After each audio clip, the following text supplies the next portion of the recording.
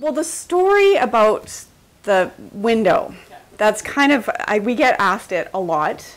People come up to us on the street and call us the word people or the word lady. The kids at the schools next to us, they ask me all the time what, you know, they want to know what the theme is this week, because they now know that there is a theme each week, and so they've got it down pat, basically. And sometimes they're a little bit more obscure.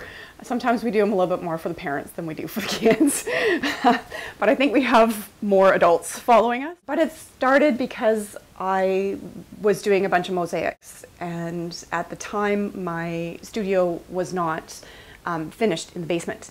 And so I was doing them on the kitchen table, and my husband was not appreciative of that because I work with glass. And so at the time we had this lovely shag carpet which would collect all the little shards of glass, and he would walk by in his bare feet and get cut all the time. So he kind of put a stop to that, and he said, okay, you promise not to do any more mosaics, I promise to make you an art room. And at the time I had just gotten 3 letters, E-A-T, to spell eat, for a mosaic for my kitchen, for some color. I like color.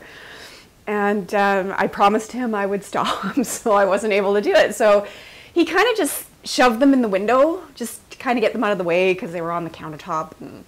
And eventually he actually put them in the word that said eat. And a friend of ours who was working in town but was from out of town saw the word eat in the window, and he came up, he knocked on the door and let himself in and says, hey, your window says eat, so I came for dinner. And we were just preparing dinner, so it's like, okay, come on in. Right? And then as soon as we finished, I'm like, change that word, man. So it just kind of evolved from that, and then people at his work were asking why we had a word in our window, and a few other people. And so Mark went to, he was at Walmart one day in Terrace, and he picked up a whole schwack of letters, and then we just started making words in the window. And at first it was just down at the bottom of the window, and so we could only do small words.